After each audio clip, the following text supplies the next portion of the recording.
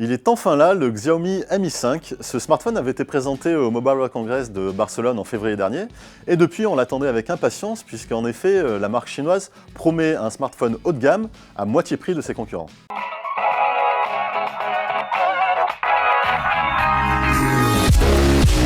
Depuis quelques années, Xiaomi fait de réels progrès concernant l'esthétique de ses smartphones et c'est notamment le cas avec ce Mi 5 qui vraiment se démarque de la concurrence par un design très réussi, notamment grâce à son dos en verre incurvé qui en plus permet une prise en main très agréable. Malgré sa taille et son grand écran de 5,15 pouces, le Xiaomi Mi 5 est également très léger par rapport aux concurrents puisqu'il pèse 130 grammes, soit entre 20 et 30 grammes de moins que par exemple le HTC 10 ou le LG G5.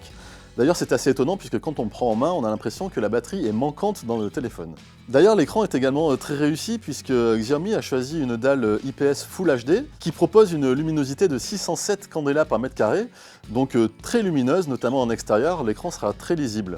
Par rapport à la concurrence justement, qui utilise majoritairement des écrans Quad HD sur la modèle haut de gamme, la dalle Full HD du Mi 5 est malgré tout très lisible avec une résolution de 428 points par pouce, donc on ne voit pas les pixels même si on regarde l'écran de près.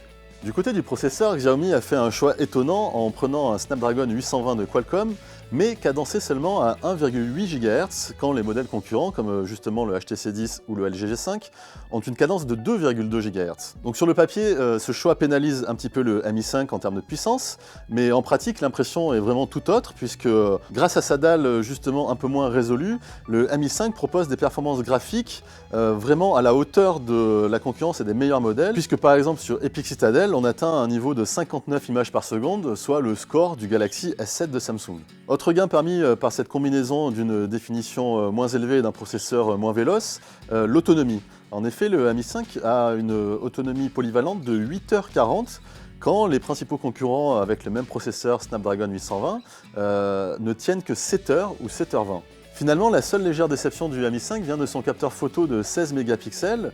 En effet, en haute luminosité, il est plutôt performant, mais dès qu'on arrive sur des scènes obscures, malheureusement, le piqué est beaucoup moins performant.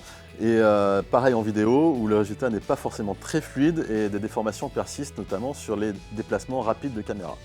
Donc à 399 €, ce Xiaomi Mi 5 est vraiment un excellent choix, notamment grâce à sa combinaison d'un écran Full HD et d'un processeur Snapdragon un peu moins puissant.